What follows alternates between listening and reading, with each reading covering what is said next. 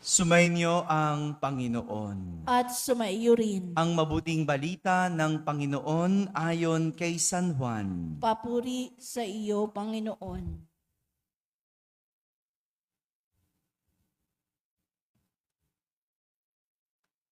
Noong panahong iyon, sinabi ni Jesus sa kanyang mga alagad, "Kung ako ay kilala ninyo, kilala na rin ninyo ang aking Ama. Mula ngayon ay kilala ninyo siya at inyong nakita."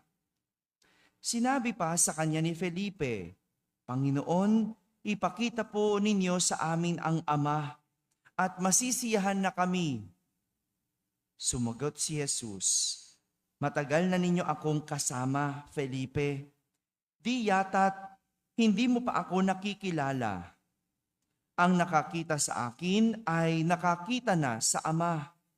Bakit mo sinasabing ipakita mo sa amin ang Ama? Hindi ka ba naniniwalang ako'y sumasa Ama at ang Ama ay sumasa akin? Ang mga salitang sinasabi ko ay hindi ko sinasabi sa ganang aking sarili. Ang Amang sumasa akin ang gumaganap ng kanyang mga gawain. Maniwala kayo sa akin. Ako ay sumasa Ama at ang Ama ay sumasa akin. Kung ayaw ninyong maniwala sa sinasabi ko, maniwala kayo dahil sa mga gawang ito. Sinasabi ko sa inyo, ang nananalig sa akin ay makakagawa ng mga ginagawa ko at higit pa rito, sapagkat pupunta na ako sa Ama. At anumang hilingin ninyo sa Ama sa aking pangalan ay gagawin ko, upang maparangalan ang Ama sa pamamagitan ng Anak. Gagawin ko ang anumang hihilingin ninyo sa pangalan ko." Mga kapatid, ang mabuting balita ng Panginoon. Pinupuri ka namin, Panginoong Kristo. Magsiupo po ang lahat at makinig sa homilya. Isang magandang umaga po sa inyong lahat. Magandang umaga rin sa mga nasa barangay na nakakapakinig ng ating banal na misa, sa lahat ng mga nasa tahanan at nagsisimba via online, sa lahat ng nasa abroad. Isang magandang araw po sa inyong lahat. Kasama kayo sa aming banal na pagdiriwang dito sa ating parokya. Noong 90s, siguro hindi pa buhay ang mga ito, yung mga sakristan, no? Noong 90s, naabutan ko na uso sa mga tao na sa kanilang wallet, nagtatago ng picture. Uso pa ba yan ngayon? No? Meron pa ba tayong printed picture sa wallet? O dahil lahat nasa cellphone na? Noong 90s kasi, dahil wala pa namang camera yung cellphone. May cellphone na noon, pero dahil wala pang camera ang karamihan sa cellphone, yung picture nilalagay sa wallet. Kaya hindi lang 1 by 1 o 2 by 2 ang pinapadevelop noon o pinapaprint. Bukod sa passport size, meron tayong tinatawag na wallet size, di ba? Kaya nauso yun eh. Uso pa ba yun ngayon? Di ko na alam. Sa mga kabataan, uso pa ba ang wallet? Parang hindi na yung iba, no? Yung tawag nila card holder, no? Ganyan na yung mga mga panahon ngayon, no? Card holder, wala nang wallet. Samantalang noong pakapala ng wallet, no? Dahil hindi lang isang picture ang nilalagay. No? Minsan, album, di ba? Naalala niyo 'yon, di ba? Merong nilalagay na parang puti, yung ano ba 'yon? Basta yung panglagay, para marami kang picture na malagay. Naglalagay pa ng album sa loob ng wallet. Kaya pakapalan. Ngayon, panipisan eh. No? Naglalagay ng picture ng mga mahal sa buhay. Ng magulang, anak, o kaya kasintahan, no? Naglalagay ng mga litrato. Bakit? Para maalala ang mga mahal sa buhay. Tinitignan ang litrato para dala-dala nila lagi yung alaala o yung itsura ng kanilang mga mahal sa buhay. Hindi po ito malayo sa sinasabi ni Jesus sa kanyang mga alagad. Anong sabi ni Jesus? Kung ako'y kilala ninyo, kilala na rin ninyo ang aking Ama. Mula ngayon ay kilala na ninyo siya at inyong nakita. Sa makatuwid, sinasabi ni Jesus, siya ang imahe ng Ama. He is the image of God. Ibig sabihin, wala mang litrato noon, pero ang itsura ni Jesus ay itsura ng Ama. Kaya kung nakita na nila si Jesus, nakita na nila ang Ama. Kung kilala nila si Jesus, kilala na nila ang Ama. Gaya ng binigyan niya ng diin kay Felipe na nagsabing ipakita sa kanila ang Ama. No, si Felipe makulit din eh. Sinabi na nga, no, ang nakakita sa akin, nakakita na sa Ama. Di ba? Yan ang sabi. Eh, ang kulit ni Felipe. Ano sabi? Panginoon, pakita mo sa amin ang Ama. Ay, ang kulit. Di ba? Ang kulit. Nakita mo nang ako eh. Ako na. Ito yung itsura ng Ama. Gusto mo pang makita? Alam ni Jesus na malapit na ang kanyang pagbabalik sa Ama. Alam na niya na siya'y babalik na sa Ama, no?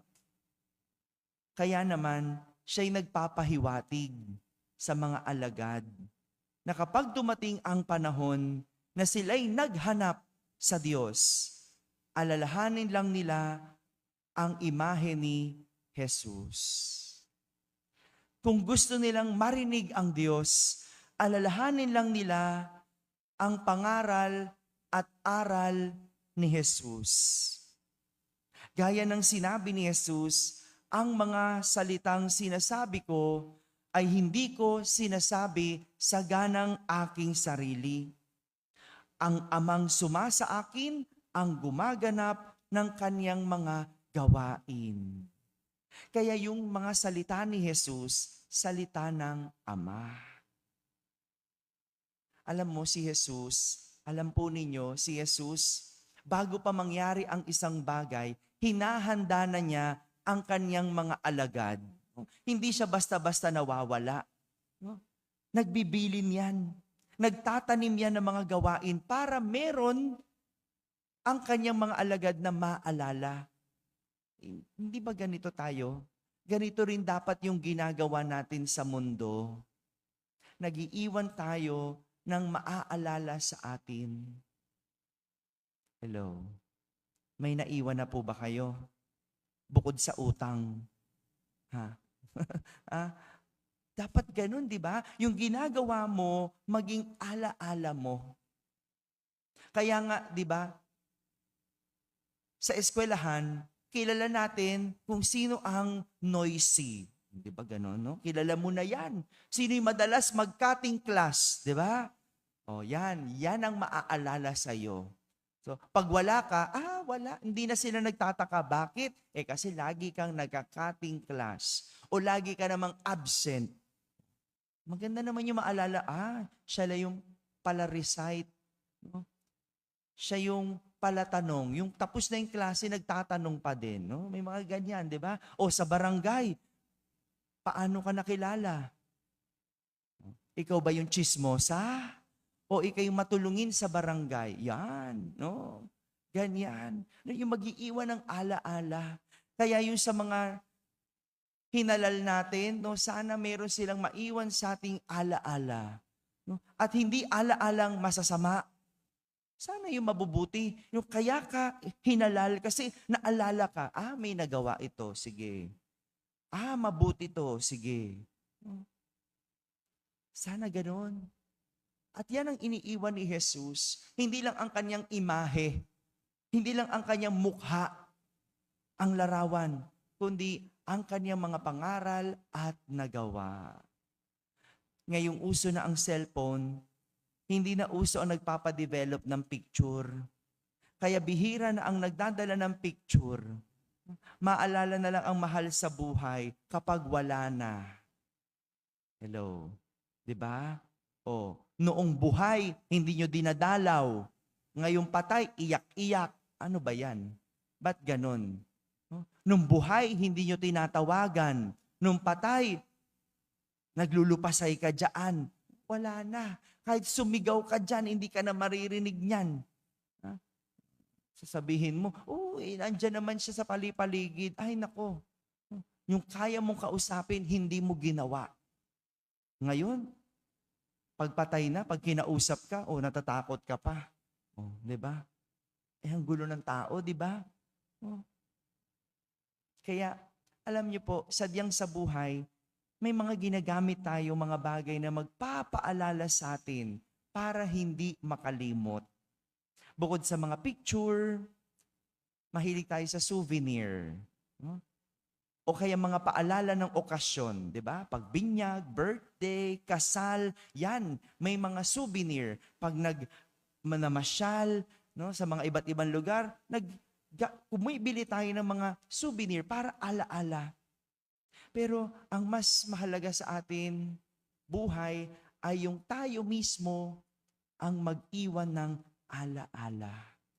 Kaya magandang tanong, anong alaala ang may iwan mo?